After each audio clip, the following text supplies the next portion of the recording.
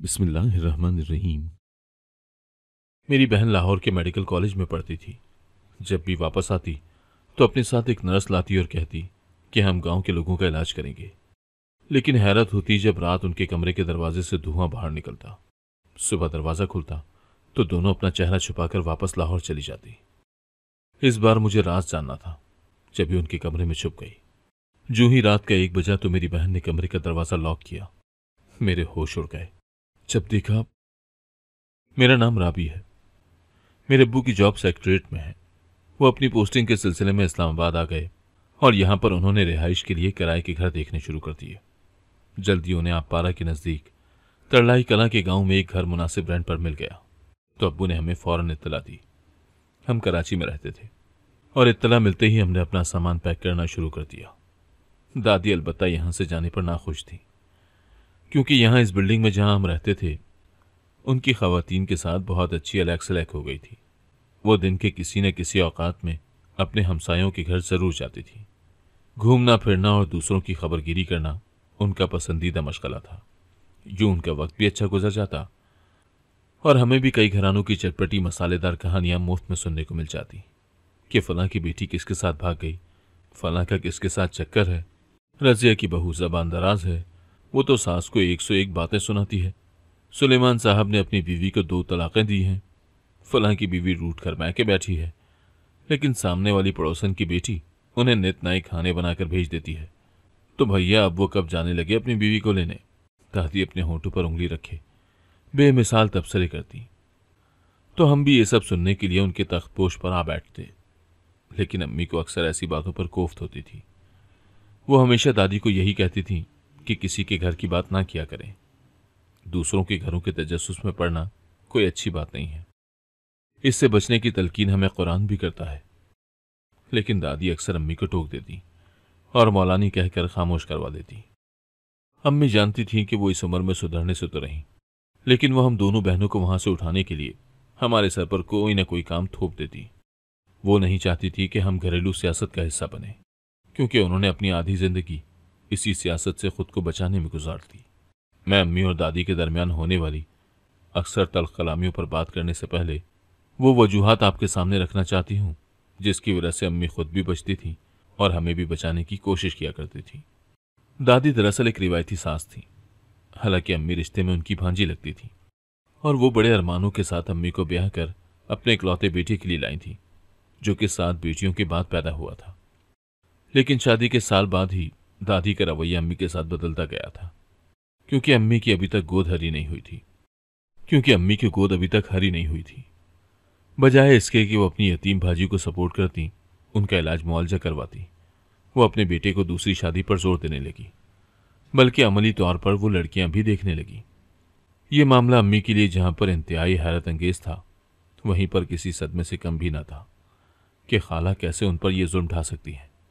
वो एक दिन बाकायदा लड़की को देखकर जब घर पहुंची तो अम्मी उनके सामने बैठकर रोने लगी। खाला, मेरे साथ ये जुल्म न करें। ये आप मेरे साथ क्या करने जा रही हैं? मेरे तो कोई आगे पीछे भी नहीं है, मैं कहाँ जाऊंगी? आय हाय, जाना कहाँ है, यहीं रहना। मेरा बेटा रहीम तुम्हें तलाक थोड़ी देगा।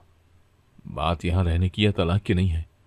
भला कोई भी बीवी अपनी किसी भी सौकन को कैसे बर्दाश्त कर सकती है? ऐ तो बीबी, क्या ख्याल है तुम्हारा कि वो बे औलाद होकर ना मुराद इस दुनिया से जाए, उसका नाम लेवा कोई ना हो? अल्लाह ना करे, कैसी बातें करी आप खाला। लेकिन आप मुझे कुछ वक्त तो दें। 1 साल हो गया, अब क्या कई साल इंतजार में गवा दें?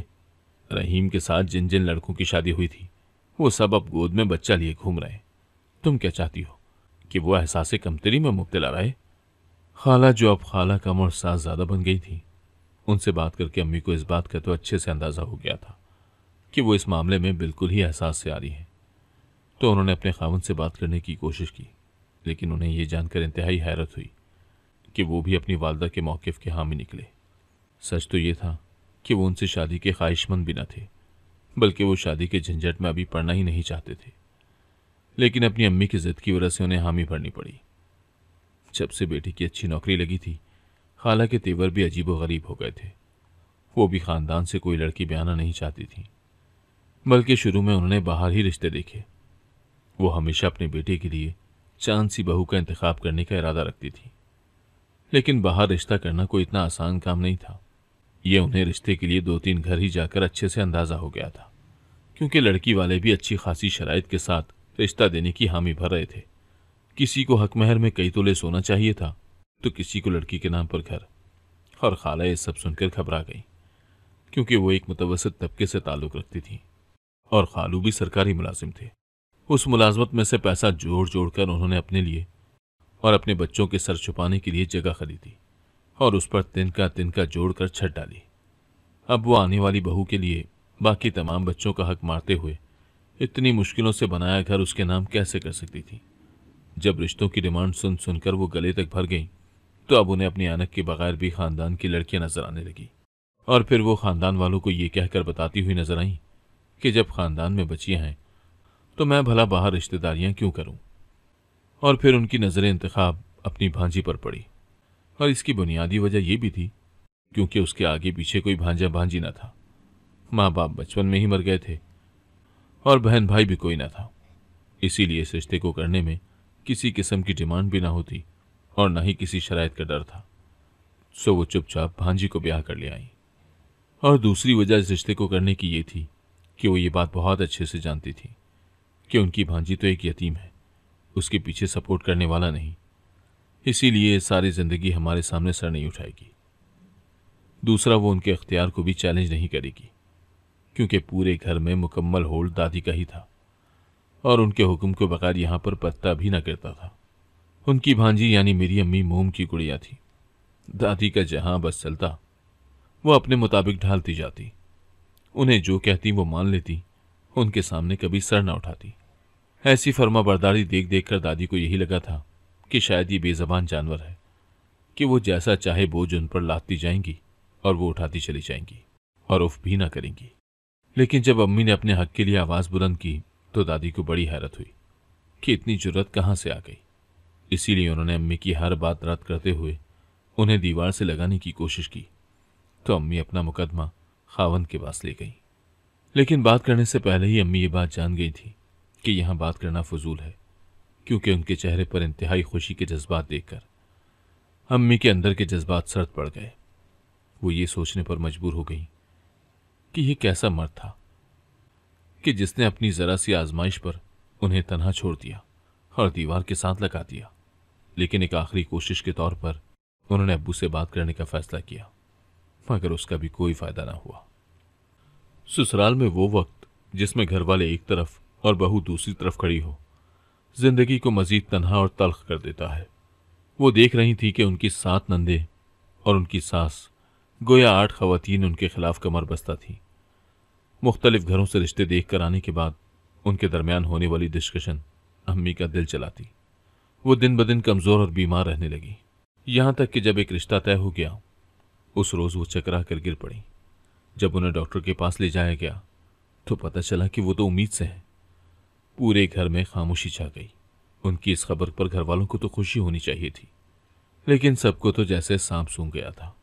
सास और नंदों की तो समझ आती है कि यह रिश्ता असली दुश्मनी पर बुनियाद रखता है, लेकिन अपने शौहर का रद्द-ए-अमल देखकर भी उन्हें बेहद दुख हुआ। वो उनकी मां बन जाने की खबर पर बिल्कुल भी खुश नजर नहीं आ रहे थे और ये बात अम्मी के लिए मजीद तकलीफ का बायस बन गई। लेकिन वहां से तो रिश्ता खत्म हो गया, जिस पर अम्मी ने सुख का सांस लिया, वरना तो अम्मी की जान अटकी हुई थी और अम्मी को लगा कि अब आजमाइशों के दिन खत्म हो गए। लेकिन ये उनकी खाम ख्याली थी। जो ही हमल के 3 माह गुजरे, उनकी सास ने बेटी की रट लगानी शुरू कर दी। वो अम्मी को बाकायदा प्रेशराइज करने लगी कि जाकर बच्चे की जिन्स की जांच पड़ताल कर लो, क्या आया बेटा है या बेटी। तो अम्मी इस नई अफ्ताद पर परेशान हो गई। बेटा हो या बेटी, औलाद तो आ रही है, अभी से ऐसा क्या सोचना। अम्मी ने जब अपनी सोचों को लफ्ज दिए तो पूरे घर में कोहराम मच गया। सास ने तो बाकायदा अम्मी को ताने देने शुरू कर दिए कि अभी औलाद आई नहीं और ये पहले ही मुंह को आ रही है। नंदे भी अपनी ही अम्मी को दुरुस्त कहने लगी और बेटा तो था ही माँ और बहनों की साइड। अब फिर एक नया महाज बना लिया गया था, जिसकी दूसरी तरफ अम्मी बिल्कुल तनहा खड़ी थी। फिर एक दिन वो दादी के बेहद इसरार पर हमल के चौथे महीने गायनेकोलॉजिस्ट से अल्ट्रासाउंड करवाने गई। दौरान जांच पता चला कि जुड़वां बचियां हैं। अम्मी की तो रूह ही फना हो गई। उनकी सास बेटी की खबर सुनते ही कैसा रद्द-ए-अमल दे सकती हैं। अम्मी ये बात अच्छे से जानती थी। अचानक अम्मी डॉक्टर के सामने रो पड़ी। डॉक्टर ने जब उनके रोने का सबब पूछा तो अम्मी ने उन्हें बता दिया, ये कोई पहला केस नहीं है। हम हर रोज यहाँ बदतरीन तजुर्बात से गुजरते हैं, जहाँ औरत ही औरत की दुश्मन है। कभी वो सास बहू की सूरत में, कभी नंद भाभी और कभी देवरानी जिठानी की सूरत में एक दूसरे का गला काट रही होती है, लेकिन एक दूसरे को कभी सपोर्ट नहीं करती। डॉक्टर कोई बहुत ही अल्लाह वाली थी। उसने अम्मी को बहुत दिलासा दिया और हैरत का इजहार भी किया कि कम से कम पहली औलाद होने पर, चाहे वो बेटी की सूरत में ही मिल रही है, खुश होना तो बनता है ना, कि उस पर वावेला करते हुए मुंह बनाना चाहिए था। खैर, डॉक्टर ने दादी को अंदर बुलाया और बहू का ख्याल रखने की ताकीद की, लेकिन दादी बार बार पहलू बदलने लगी। वो जितनी बार डॉक्टर से बच्चे की जिन्स के बारे में पता करती, उतनी ही बार डॉक्टर उन्हें गोलमोल जवाब देती। बिलाखिर दादी के बार बार सवालात से जिच होकर डॉक्टर ने उन्हें ठीक ठाक सुना दी और उन्हें वाज़े अल्फाज में समझाया कि बेटे या बेटी की जिन्स मालूम करने के बजाय ये दुआ करें कि अल्लाह ताला आपको खैर आफियत के साथ सही सलामत औलाद दे। और उन्हें मजीद डराते हुए एक बात और भी कही कि अब इसकी जिन्स को मालूम करने के लिए मजीद अल्ट्रासाउंड नहीं करवाना, वरना बच्चे पर असर भी पड़ सकता है। दादी ने इस बात को अपने पल्ले से बांध लिया और फिर कभी अम्मी को तंग न किया कि वो जाकर जिन्स जानने के लिए अपना अल्ट्रासाउंड करवाएं।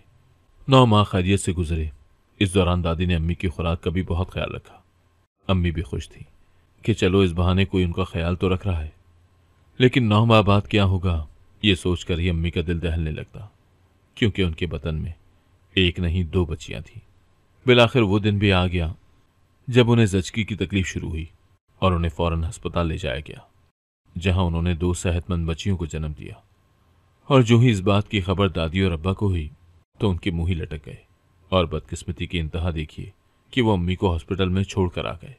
दादी के साथ साथ उन्हें दुनिया में लाने वाला उनका अपना बाप उन्हें देखे बगैर ही चला गया था। और ये जख्म भी अम्मी के सीने पर किसी मेडल की तरह सच गया। उन्होंने दर्दों की मारी अपनी जान को किसी न किसी तरह संभाला और खुद को हौसला देते हुए उन्होंने अपनी दोनों बेटियों को उठाया और घर आ गई। वो जब घर में दाखिल हुई तो दादी सहन के बीचों बीच तख्तपोश पर अपने सर को बांधे बैठी थी और घर की पूरी काबीना भी उनके इर्द गिर्द ही कुछ बैठी और कुछ लेटी हुई थी और सब मजे से खा पी रहे थे। चाय पकौड़े का दौर चल रहा था।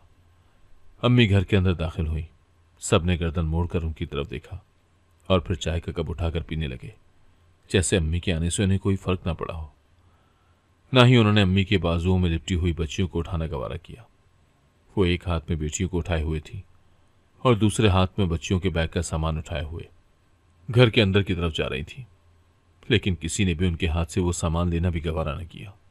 हॉस्पिटल से घर आकर अम्मी के जिस्म में इतनी कमजोरी न थी जितनी कमजोरी उनके जिस्म में इनके रवैयों को देखकर अब पैदा हो रही थी। हम दोनों को बेड पर लिटाकर वो हम दोनों के पास ही ठह गई। दिल इस कदर भर चुका था कि उनकी आंखें आंसुओं से लबालब भरी और फिर उनका तकिया खामोश आंसुओं के साथ भीगता चला गया। फिर उन्होंने अपनी बेटियों की तरफ देखा जो सुकून से सोई हुई थी, तो उन्होंने खुद को आहिस्ता आहिस्ता हिम्मत देनी शुरू की, क्योंकि वो नहीं चाहती थी कि वो हिम्मत हार जाएं और उनकी बेटियों की जिंदगी मजीद मुश्किल हो जाए। इस सोच ने उन्हें दोबारा खड़ा किया। वो बाथरूम गई और नहा धोकर साफ कपड़े पहने। फिर किचन में गई। वहां पर कोई सालन नहीं बना हुआ था, ना ही रोटी पकी हुई थी। भूख का एहसास तो उनका मर चुका था, लेकिन उन्हें अपनी बेटियों के लिए खाना था, क्योंकि ठहर कर उन्हें फीड भी करवाना था। और इसी बात ने उन्हें तहरीक दी। उन्होंने रात को उठकर रोटी बनाई और उस पर चीनी रखकर खा ली और अल्लाह का शुक्र अदा किया। वो जानती थी कि आने वाला वक्त उनके लिए आसान नहीं होगा, इसीलिए वो एक फैसला कर चुकी थी कि वो अपनी तालीम को बरोकार लाते हुए जॉब करेंगी, क्योंकि अब उनका ज़मीर गवारा नहीं करता था कि वो अपनी बेटियों के लिए किसी से खैरात मांग कर गुजारा करें, खास सामने उनका बाप ही क्यों ना हो। वो जान चुकी थी कि जो शख्स अपनी बेटियों को देखने नहीं आया वो उनकी कफालत की जिम्मेदारी में दिलचस्पी नहीं लेगा। वो इस बात पर भी अल्लाह का शुक्र अदा करने लगी कि उन्होंने एमए का रखा था जब उनकी शादी हुई थी। ये तालीम हासिल करना कोई आसान नहीं थी। वो अपनी यतीमी के वक्त रिश्तेदारों के घर पर रही थी। किसी ने भी उन्हें पढ़ाने में कोई दिलचस्पी न ली, लेकिन ये उनका अपना शौक था। शायद कुदरत उन्हें आने वाले वक्त के लिए तैयार करना चाहती थी। इसीलिए उनके दिमाग में ये बात आई कि उन्हें हर सूरत में तालीम हासिल करनी है। लिहाजा उन्होंने मैट्रिक के बाद ट्यूशन पढ़ाकर प्राइवेट एफए, बीए और एमए किया। शादी के बाद भी वो कुछ अर्सा स्कूल में जॉब करती रहीं, जहां उनकी तनख्वाह अच्छी थी, लेकिन फिर प्रेगनेंसी की वजह से उन्होंने वो जॉब छोड़ दी। स्कूल की एक टीचर को जब उनके यहाँ बेटियों की पैदाइश का पता चला तो वो मुबारकबाद देने के लिए उनके घर आई। उन्हें कुछ ही देर में अम्मी के साथ होने वाले नारवा सलूक का पता चल गया। हालांकि अम्मी ने उनसे किसी किस्म का कोई शिकवा नहीं किया था। वो एक खुदा तरस खातून निकली और उन्होंने अम्मी का छिले में बहुत साथ दिया। वो अपने घर से अम्मी के लिए यखनी, जूसेस और फ्रूट लेकर आती और खुद अपने हाथों से खिलाकर जाती। इस ख्याल और हौसला अफजा बात ने अम्मी को बहुत जल्दी सेहत की जानिब गामजन कर डाला। छिले के फौरन बाद ही उन्होंने जॉब स्टार्ट कर दी और दोनों बेटियों को भी साथ ही जॉब पर लेकर जाती, क्योंकि दादी या किसी नन ने हमारी जिम्मेदारी उठाने से इनकार कर दिया था। मगर कहते हैं ना कि जहां मुश्किल हो वहां अल्लाह ताला आसानी कर देता है। यही सूरत हाल अम्मी के साथ रही कि जितनी भी सख्तियां उनके अपने खूनी रिश्तों की तरफ से जिंदगी में आईं, अल्लाह ताला के नेक बंदों ने उनके साथ यकजहती का इजहार किया, उनकी मदद की, उनका सहारा बने। यहीं से देख लीजिए कि जब हमें अम्मी स्कूल लेकर गईं तो प्रिंसिपल ने अम्मी को जॉब देने से इनकार नहीं किया। हालांकि स्कूल के कवानीन के मुताबिक मैरिड खवातीन अपने साथ बच्चे नहीं ला सकती थीं, लेकिन प्रिंसिपल ने इस कानून के तहत अम्मी को नहीं रोका, बल्कि आगे बढ़कर मदद की। दूसरा, स्कूल में टीचर्स को कुर्सी पर बैठने की इजाजत नहीं थी, लेकिन अम्मी को कुर्सी पर बैठने की इजाजत दे दी गई। अगर कभी अम्मी हमारी वजह से स्कूल से छुट्टी करती तो प्रिंसिपल कभी भी उनकी उस दिन की तनख्वाह न काटती। ये छोटी छोटी इंसानी मदद अम्मी को पुरज़म बनाती गई। उन दिनों अब्बू भी प्राइवेट काम करते थे। एक दिन उनको नौकरी से निकाल दिया गया। पूरे घर के लिए बहुत बड़ा धचका था, क्योंकि अब्बू ही घर के वाहिद कफील थे। जो कमाते थे वो घर पर ही खर्च हो जाता। दादी मियाना रवि की कायल ही नहीं थी। हालांकि अब्बू की तनख्वाह ठीक ठाक थी। अगर वो कुछ बचत करती तो इस मुश्किल वक्त में आसानी हो जाती, लेकिन उन्होंने अपने खर्चे इस हद तक बढ़ा लिए थे कि खुद उनको उन पर कंट्रोल करना मुश्किल पड़ गया। खाना तो घर में कम ही बनता था। अक्सर खाना या तो बाहर खा लिया जाता या फिर मंगवा लिया जाता। हर महीने की तनख्वाह आते ही वो अपने और अपनी 7 बेटियों के कपड़े बनाना जैसे उन्होंने अपने ऊपर फर्ज ऐन कर लिया था।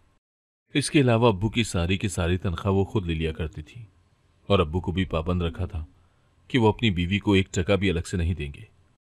अम्मी की 100 ज़रूरतें थीं, जिसकी वजह से अक्सर दादी से उन्हें मांगना पड़ता, लेकिन दादी उन्हें पैसे देने में अक्सर बुखल से काम लेती थी। इसी वजह से अम्मी ने शादी के चंद माह बाद ही जॉब स्टार्ट कर दी, ताकि अपनी छोटी मोटी ज़रूरतों के लिए दादी के आगे हाथ ना फैलाना पड़े। ज़रूरत से ज़्यादा असराफ ने इस घराने को मुश्किलात से दो चार कर दिया था और नौबत फाकों तक पहुंच जाती। लेकिन इस मुश्किल घड़ी में अम्मी की तनख्वाह ने घर को बहुत सहारा दिया। अम्मी की बदौलत जिंदगी की गाड़ी रवा दवा रही। अम्मी ने जॉब के साथ साथ घर में भी बच्चों को ट्यूशन पढ़ाना शुरू कर दिया। अम्मी के सब्र ने बड़ी बरकत डाली और इसी सब्र के नतीजे में अब्बू की जॉब सेक्रेटरीट में लग गई। वक्त मजीद पुरसुकून गुजरने लगा, लेकिन शायद अम्मी के नसीब में सुख कम ही थे कि अस्मा के रंग की वजह से घर में अजीब सी चमगोइयां होने लगी। दरअसल हम 2 ही बहनें थीं। अस्मा मुझसे चंद घंटे बड़ी थी और उसका रंग गहरा सांवला था, जबकि मेरा रंग साफ था, कदरे गोरा कहा जा सकता है। इसीलिए अस्मा को उसके रंग की वजह से दादी और फुप्पो मजाक का निशाना बनाने लगी। उसे उसके नाम के बजाय मुख्तलिफ तज़हीक आमेज नामों से पुकारा जाता, कभी काली बिल्ली तो कभी कल्लो। वो इन नामों को सुन सुनकर आंखों में आंसू भरकर अम्मी के पास आती कि अम्मी ये कलमोही क्या होता है, तो अम्मी उसको झट से अपने सीने के साथ लगा लेती और फिर उसे कहती कि कलमोही एक बहुत ही प्यारा फल है। दादी ने जब अम्मी को ये कहते सुना तो खूब हंसने लगी। है लड़की, इधर आ, तुझे मैं बताती हूं कि कलमोही किसे कहते हैं। फिर वो अस्मा को किचन में ले गई और तवा दिखाते हुए बोली कि जैसे ये तवा काला है ना, तो बिल्कुल ऐसे ही तू भी तो काली है, इसीलिए तुझे कलमोही कहते हैं। दादी की बात पर फुप्पो भी हंसने लगी। दादी और फुप्पो के लिए तो अस्मा मजाक सी बन गई थी। वो आते जाते उस पर फिक्रे कसने लगी थी।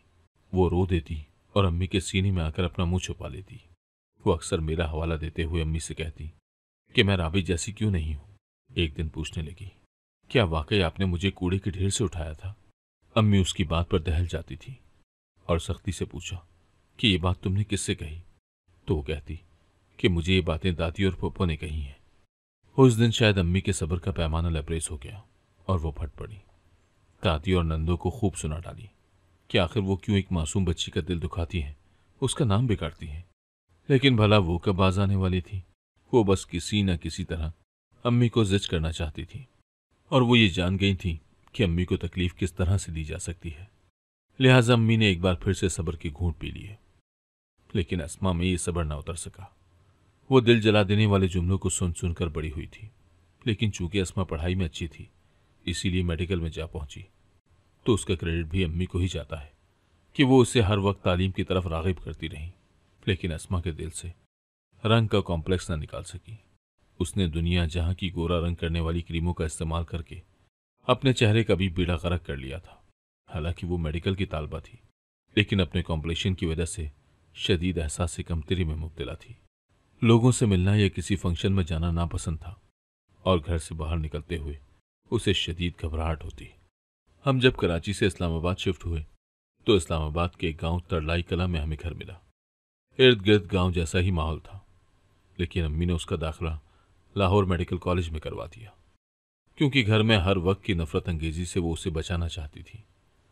लिहाजा अम्मी ने उसको वहीं हॉस्टल में ही दाखिल करवा दिया।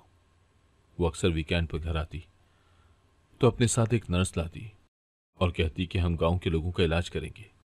लेकिन मुझे हैरत तब होती जब रात उनके कमरे के दरवाजे से धुआं बाहर निकलता, तो वो दोनों अपना चेहरा छुपाकर वापस लाहौर चली जाती। इस बार मुझे ये राज जानना था।